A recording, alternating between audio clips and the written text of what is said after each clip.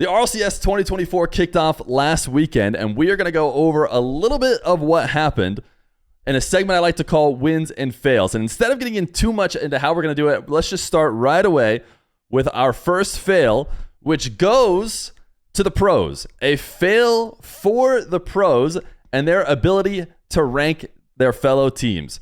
It was released this weekend, a ranking system that Gibbs did. He had pros rank themselves, and this was their list. Not a bad list, but specifically one big standout. One big standout if you watched the RLCS this last weekend, and that is OG. The pros had OG as high as number 4 in their rankings coming into the weekend, and it didn't go so great for them. Now, I'm trying to remember everything I have here. Before we talk about OG, we'll get into that in a second. I just wanted to point out that a while ago, you guys might remember, there was an announcement that allowed 13 and 14-year-olds into the RLCS when they otherwise weren't allowed previously in the past. Now, I made a tweet, mostly joking about it, saying that the 21-year-old RLCS players are going to have to end up teaming with the youngsters or basically middle schoolers in order to stay relevant. Nolly was one of the few pros, if the only pros, to respond, and he said, nah. Nolly, a team member on OG. Well, another thing before I get to the big breakdown, another build up. There's one team out there that played this last weekend with a player that was under 15 years old. A 14-year-old player, Scribbles, played alongside Frosty and Reveal, which is the youngest team ever to qualify for RLCS. So the youngest team to ever play, which makes sense because it includes a player that is younger than it was even allowed in the past. Well, Nolly said he may not be teaming up with a Scribbles in the future, but the Snowmen, the youngest team to ever play in the RLCS, did finish just one game out of the Swiss, whereas OG, the team that the pros ranked number 4 in all of Power Ranking NA, out 0-3. So the first fail that I give today is to the pros who tried to rank their own teams and have consistently, it seems, overrated some of the squads that have been good forever. Now, maybe OG is going to come back and bounce back. I mean, usually these rankings that these pros have behind the scenes have a lot to do with matches that are played that no one else sees, like scrims. And so maybe OG is playing really well in scrims. Maybe it was truly a flub this weekend. But so far, it's a fail for the pros ranking themselves and a win for the youngsters with the Snowmen. I think the young whippersnappers have some older players on their team, and they don't have any under 14. I think as far as I know, Scribbles is the only young, newly allowed player that would have otherwise been banned in the past to play in the regional. So the first fail goes to OG. But as we move on, we bounce back from a fail. I know it was tough to start with a fail for our first ever wins and fails for RLCS, but we're going to give a win to all of women in esports.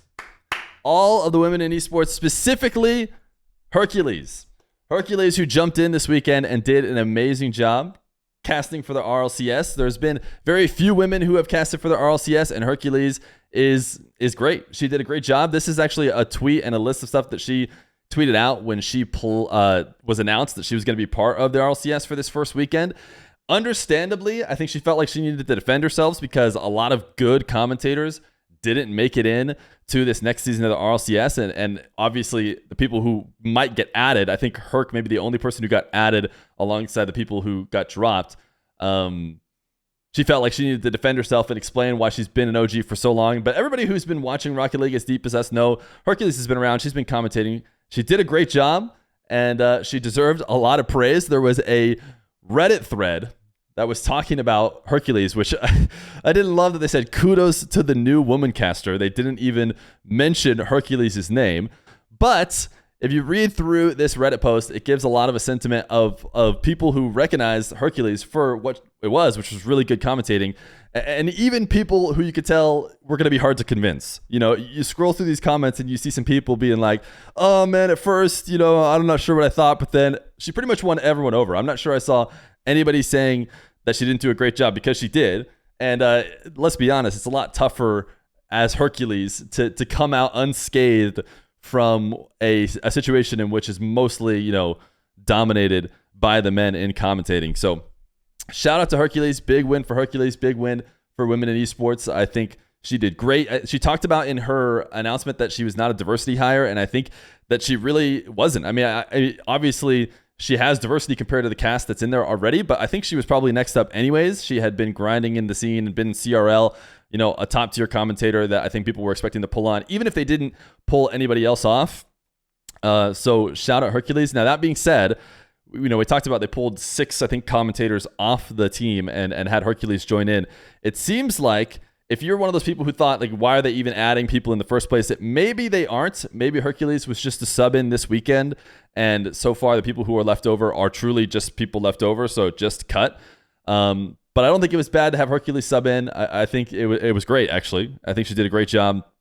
She mentioned on Twitter that as far as she could tell, she's just a stand-in for week 1. But I just wanted to give Hercules a shout out. A big win for Hercules and a big win for women in esports. You never heard Feer yap this much? All I do is yap. I'm yapping all the time. So shout out to Hercules. She gets our first win ever. Poggy's women. Yes, you have it exactly right. So we have another win. Another win to follow up Hercules' win, which is a win for me, because I deserve it, and a win for the Swiss King. Not only am I the Swiss King because all of the teams that I seem to do team streams for sweep in the Swiss, but so do Joria's teams. Joria's the Swiss merchant.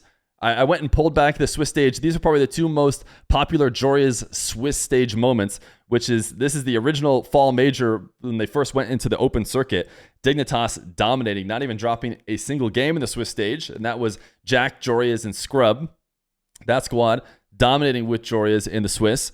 Also, the next fall major, Oxygen, when Joria's was on Oxygen, he dominated in the Swiss. They dropped a couple more games to G2, but for the most part, out 3-0. Shout out Oxygen and Joria's. Well, the trend continues. M80 over here in North America. It's not just the EU Joria's thing. He farms in the Swiss. And he did it again, and my teams that I commentate for farm in the Swiss. And I, of course, did the M80 stream over here on twitch.tv/Feer. So shout out to Joria's. But that's not the end of the story. That's not the end of the story. If you remember any of these previous majors, well, what happens after the Swiss? Well, in the early one with Dignitas, it was a loss in the first round to Semper after not dropping a single game. In the one with Oxygen, it was a loss to FaZe in Game 7 of the quarterfinals, and in this one it was also a loss, an early loss. M80, despite dominating in the Swiss, could not get past Rebellion. So W to the Swiss King Joria's, but maybe a loss. I don't know how you want to phrase it, for the fact that Joria seems to struggle trying to get past those quarterfinals. He's going to have a couple more opportunities. He hasn't farmed all the Swisses when I was looking back through them. I think the big notable ones are the majors, though. So every single event from here on out is going to be Swiss in a single elimination, which is a great sign if you have Joria's on your team, because he is very clearly the Swiss merchant. So I had to give out a shout out to him, and of course me. Although I used to do for Rule 1 Swisses, and I think that they just had a little bit of an easier time getting through the Swiss. It's because you didn't watch party? True. Maybe I need to watch party previously. I mean, it's tough to do stuff on the weekends because I get a little bit busy when I'm not doing the team casters, but maybe I need to do just a little bit more watch partying. So if you happened to watch party yourself, thank you, Sikosi, for the tier 1 for 5 months. Snowmen frown. I think Snowmen did a good job. I don't think Snowmen deserve a frown. I think we should feel good about how they did. But if you happen to watch party yourself, whether you were live or not, you might have noticed something new about the RLCS broadcast that I am going to give a fail. I mean, you really have no choice but to give a fail to the RLCS production crew for many, many reasons. This is just one of the examples. We're going to go through a few of them, but it was very clear that the RLCS production crew was new. I mean, there's no other way to put it. If you didn't know that it got sold over to RLCS or to Blast to run the RLCS, you maybe would understand what the deal was with the squad this time around. But this was one of the bigger ones. When they showed the points at the end of the regional, they included all the teams who made it into top 8 having the same amount of points as the people who got eliminated and didn't make top 8, which obviously doesn't make any sense. Not possible. These teams should be getting 6 points. But there was many other things. This was one of the first ones that happened during the week, which was Chronic, his camera just showing up vertical instead of horizontal, which people got a huge kick out of. When you guys were watching on the team streams with me, we noticed that the game wins and losses kept getting pulled away and brought back during matches. Like it was supposed to be 2-1, and then all of a sudden one of the wins would go away, and then it would come back. We even had predictions on whether or not it would go away and come back again, which is obviously not great. These people on Reddit, there's a few different Reddit posts that found different errors. You can see here that there's the hashtag Shopify Rebellion and the Genji Mobile One Racing logos on this side, and the hashtag Gen for Shopify. And then they had G2 Rebellion up on the scoreboard at one point. So obviously it wasn't great. What happened to the no camera, no means forfeit? Yeah, they talked about how if you didn't have a camera, he's of course referring to the fact that First Killer doesn't have a camera, that you were supposed to have to forfeit the match. I think they're just going to be lenient. A lot of these rules that came out literally like 24 hours before the regional started, I think they pretty much said, we're not going to enforce them as strictly this time around, and we'll enforce them more strictly in the future. So I think that's why they got away with that. But anyways, there's tons of production mistakes. One of the ones that I thought was really weird, and I used this big screenshot to show it, is the way they did NRG. For some reason, they like stretched NRG really tall to the max amount of like height that the image is supposed to have, which I don't get, but it looked so weird in the few locations that it showed up. And it's just little stuff like that was kind of everywhere. And then there's a good video that Oddly Cracked found that we can watch here of the production. He says this is an unedited video of the broadcast. Than Justin going to be trying to do as much as they can here. One thing you'll notice, it says Genji Mobile Racing. Genji Mobile Racing, not Genji Mobile One Racing. Just Genji Mobile Racing. And then they just cut to the practice lobby. I didn't see this happen live, but it looks like that was basically just the practice lobby, and they accidentally showed a little bit of it. And it looked like the match was maybe getting played. So not the best weekend for the RLCS production crew, but it is first time for these new production crew people. I imagine they're going to clean it up, and we're probably not going to see too much happening in the future, but especially with the standard that everybody has gotten used to, you got to feel like we're going to be able to notice these kind of things. Can you show us your impression on the chronic setting up a wall shot camera angle? I'm not sure. Can you show us your impression of the chronic setting up a wall shot camera? You want me to turn my camera sideways? I'm not sure what you're trying to say. The production crew, I think they'll figure it out. But with every fail, or with most fails, we want to bounce back for a win. We're going to bounce back with a win next for what is the best RLCS interview ever given by Evo after a Dignitas win. And really, it speaks for itself, so we'll probably just watch the whole thing through. All right. So I want to do the full interview. Now, just to be clear, I want to give Evo a slight break. And I want to give Stacks maybe a slight fail. Hey, I think Stacks will be able to take it as well. But it is so first off, it's great because it created one of the best moments we're going to have in Rocket League for a while. But if you listen closely to Stacks, congratulations on the win. You certainly put a lot of work into it. He says, congratulations on the win. You certainly put a lot of work into it. I mean, if you're a great interviewer, you'll figure it out. Like you'll find something to say. But he doesn't really guide him for a guy who probably needs a little bit of help. So, I don't know if you and the follow-up, though. What your stats were in that series. 6 goals, 2 of them the overtime winners. You also had the 4 assists. I mean, it felt like you were everywhere on the field, almost like there were 4 players on the pitch for Dig. And then, I mean, here he just tries to get him to, like, hype himself up. He says, like, his full stat line, and then kind of leaves him out to dry. You got to pull a little bit more out of him. And he actually did it for the rest of the interview. In Stack's defense, he started to give him stuff that you can't just say yeah to. You can't just say yeah. But then in Stack's defense, Evo, even when given opportunities, still farmed as many yes as possible. So we end up getting what will easily be used many, many times on Twitter. Shout out Shift for making the nice yeah. What do you want to call these quotes that always pop up? These graphics with quotes. There's got to be something from. Either way, our boy Evo, great interview. At the end of the day, he says he doesn't want to do an interview again, and that'll be the best interview we've ever seen. So shout out to him. If he wants to do it again, hopefully he just says yeah again, just leans into it if you ask me.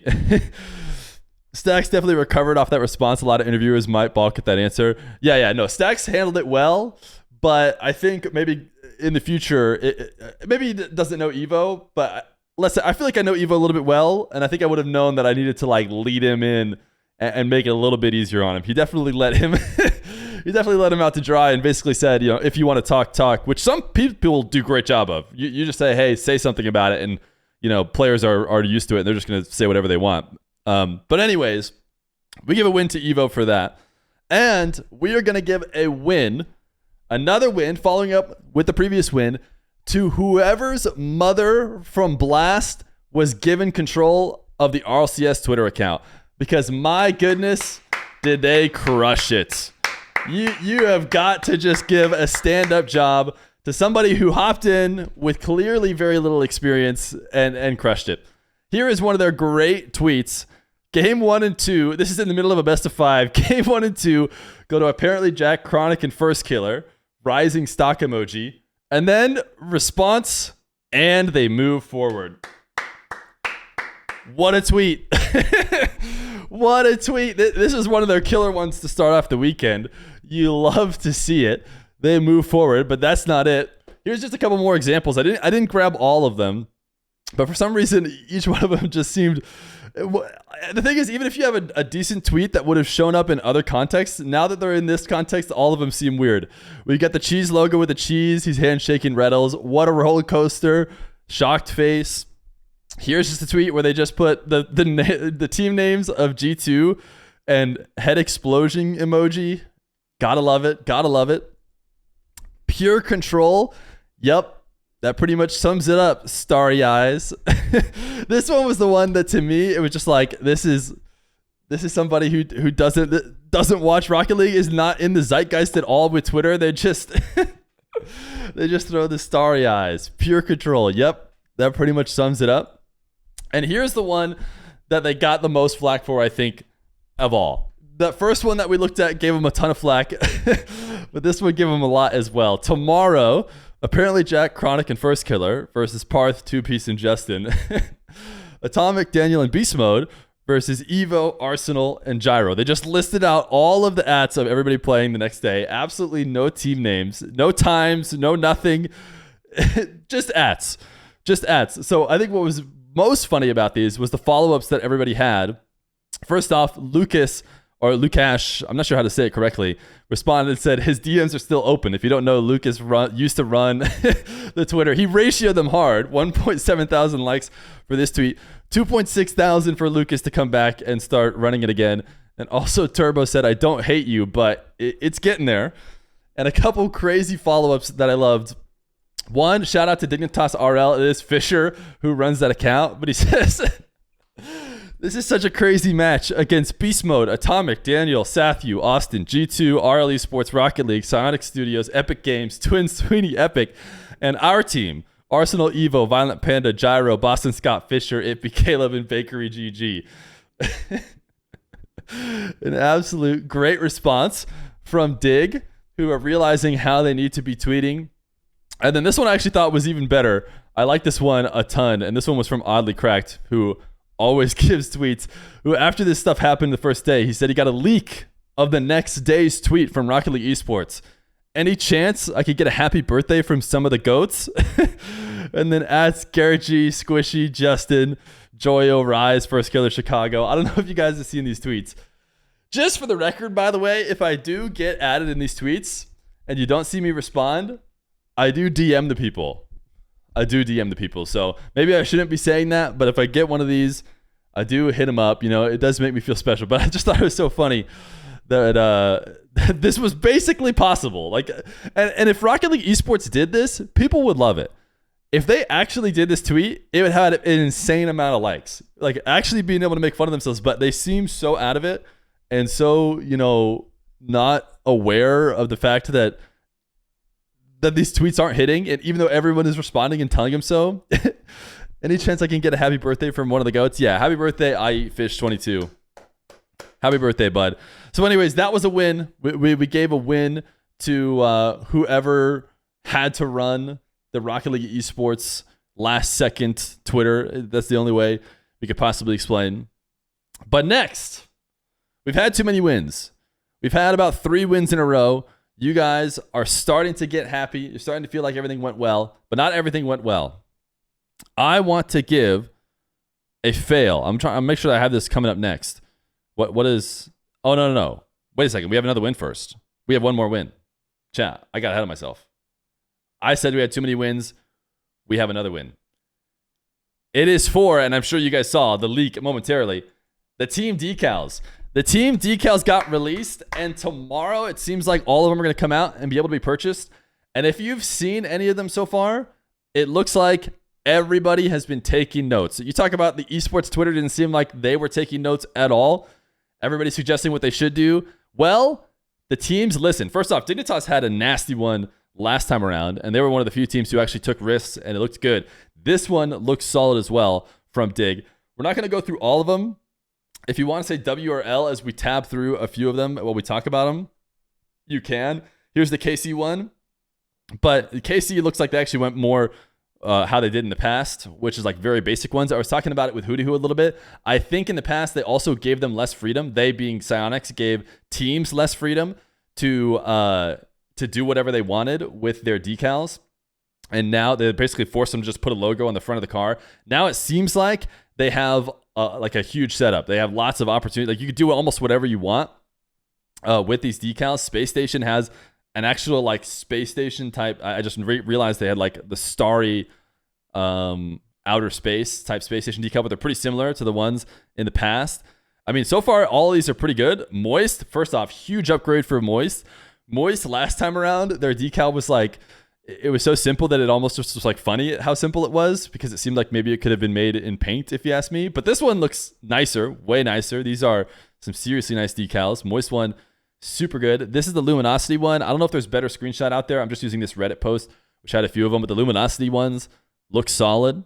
You know, maybe not in the favorite. Gen G, go for the clean. They threw the 2 stars on their logo, and the 2 stars are there for the major win that they had, and then I think they won the Women's Worlds. I forget exactly. Was it Women's Carball? What was the name of that? But they got the 2 stars for that. I like that. I think some people were discussing whether or not, you know, stars are worthy for just majors. I think if you're winning a major or a LAN of any kind with your team, throw a star on. I have no issues with it. I like the stars. I think it just adds more to it. And I always thought majors that were like similar to Worlds, in that they should be treated as big as those old Worlds that we used to have, because those were like a little bit minor. They're at least equal to majors. So I have no issues with people throwing stars. But if we keep going through, we'll fly through them here a little bit. Crew. This is Ninjas in Pajamas, I think. Shopify Rebellion. This is just a screenshot of them having theirs leaked. M80. I like M80s. You know, M80, we're doing M80 team streams, so we're probably going to get one no matter what. And the good news is they look sick. I like the multiple colors, and it works well with the green. Endpoints, I think this is just kind of similar to what they did in the past. So I'm not like, you know, I don't think they really reached out. I maybe would even, they look nice, but maybe give them an L for less creativity. Vitality didn't go for their meme, it looks again. They looked like they actually went try hard on their decal this time. Whereas last time it looked like they were almost just trying to make a joke. But maybe, I think again, the one of the ones that they leaked, if you guys remember back in the day, they showed like the first images of the Vitality one, and it looked really nice. And then what ended up being in the store was worse. And I think it was because Psyonix kind of forced them to change it. So it seems like everyone has a little bit more freedom now. Here's Williams Resolve. Rule 1 for the Rule 1 fans. Rule 1s look nice. We didn't get any more than a side view. Falcons. If you guys saw the G2 one, I don't know if the G2 one's going to show up in here. I'm just spamming through them all. I think Limitless was the last one. But the G2 one looked pretty cool. It had like a samurai on the side, but I heard that the samurai is not going to be there. G2 is the best. Does someone have a link for it? I'll pull it up if you guys can find it real quick, because I did want to show the G2, and I'm surprised that this one didn't have the G2 on it. But there was the G2 one was nice, just like the G2 white one from the last year. You guys remember they like took risks and it was like colorful. The G2 one was like that too. But they had a samurai, but they took the samurai out, which is too bad. The samurai got denied. Which, what can you do? We might pull it back up during this if somebody ends up finding it. So we gave a win for the RLCS decals. All of them looked like way better. Like even the worst ones, it seemed like from this time around, would beat some of the best ones from the times before. So everybody likes it. We're all willing to accept the wins when they come, and that was definitely one. But now we're to the fails. Now we're back to the fails again. And I am going to give a fail to First Touch. A fail to First Touch. And I gave them an out. You guys might remember. You guys might remember when we looked at this before and Dazarin came on the stream. I gave First Touch an out. I said, surely you thought that Rule 1 was the Twins and TRK. Surely if you made a top 10 with all the teams, included only one MENA team, surely you thought Rule 1 was the Twins and TRK. They doubled down and said, no, it's not. We knew it was Khaled, Nupo, Khaled, Nupo, and Ahmad. We knew that was what the Rule 1 team was, and we still included them in the top 10 without any other Falcons. And that is not how it went. That is not how it went this weekend. How it went this weekend is how we thought it would probably go, which is that the Twins and TRK would take the top. Now, maybe in the future, we'll see Rule 1 bounce back. This is always just one regional, but we got to hand an L because those top 10s were done, early on in the season when, from the sidelines, it seemed pretty clear. Falcons struggled, not at all. I mean, they didn't struggle. Rule 1 on a couple different occasions had to kind of sneak out a win and get into that second spot, which I think is where everyone thought. Everybody who watched MENA, they mixed up the teams 200%. I agree. I feel like they mixed up the teams 200%. There's probably other things wrong with this list as well, but because we don't have the EU results yet, Gentlemates struggled, by the way. They only got in on the lower bracket of the qualifier for EU, but that'll all get erased if they happen to do well, in the Swiss and in the finals. So we won't get into that just yet, but we know for sure that Rule 1, shout out to G2. They did have G2 over Gen G, and they were right about that. G2 definitely looked better than Gen G. So, talking about North America, talking about EU and how it hasn't happened yet, I want to give a win to North America. You guys might know that we have been getting a lot of crap. We've been getting a lot of crap for a long time about the fact that other regions are coming to our region. South America is coming to our region. EU is coming to our region. They've been taking away our spots. We look silly when we compare them. Well, I think it's time to give a win back to us. And the reason why is because we took two North American teams, fully North American teams that are the bread and butter of North America. They bleed red and blue through their whole bodies. We sent them to South America, and they crushed. The North American teams went to South America and dominated the South American region. Shout out to North America's Complexity and North America's Furia, who decided to go over to South America to try and get that free major spot. You love to see it. You love to see North America. I mean, look at this. This is a Dallas Cowboys star. You're trying to tell me that this squad isn't North American? I won't stand for it. I won't stand for it. W's for North America as our squads crushed it in SAM. And not only did North America crush it in SAM, but one thing North America loves to see is they love to see EU fail. Naturally. Our biggest rivals, our biggest regions, we love to see EU fail. And North America beat EU in a couple different ways. This weekend. One of the ways was that our top 4 teams in North America were almost completely North American. We did have a North American winning team, G2, all NA players. Only apparently Jack makes it from EU into the semifinals. And those EU invaders in the quarterfinals in M80, we took them down. And who took them down? None other than North America's golden boy, Justin. North American's golden boy, Justin, sent away the EU players and did it for North America. So shout out North America. But like I said a second ago, North America likes it when EU loses. And EU wasn't just taking losses in the NA region. You guys may know EU famously has been moving to other regions, desperate to take more losses. And they have indeed taken them. One sec. You guys know what I'm talking about. Let me make sure I get the right thing. Yeah. Here it is. The 200 ping Young Money clan could not handle the Sub-Saharan Africa All-Star team. So it's a fail for EU and therefore a win for NA. This is a screenshot from game 1 of Limitless versus Young Money Clan in the grand finals. Absolutely walloped them. And if you go and look through, I didn't get to watch the whole match. I saw the score lines though, and it didn't look close. It didn't look close. Limitless gave it to EU. Everybody all worried about the fact that, maybe the SSA team was going to be another EU bubble team. And at least for now, it doesn't seem to be the case. Young Money Clan, credit to them, did get into, the grand finals on 200 ping. But it doesn't matter. They couldn't get all the way. And to round it off, just because I feel like we haven't talked about it too much, we've been recapping everything that happened. The big thing, of course, was the North American Grand Final and the player who won it. I saw a cool stat right as I was getting this going. We're going to give a win, the final win of today's wins and fails, to Atomic for now being sitting atop NA with the most regional wins, grand final appearances, top 4 appearances, and top 8 appearances after him and G2 got the W this last weekend, and they crushed it. They dominated. They showed that it was not G2 and Gen G. They showed that it was G2, then Gen G, then everybody else.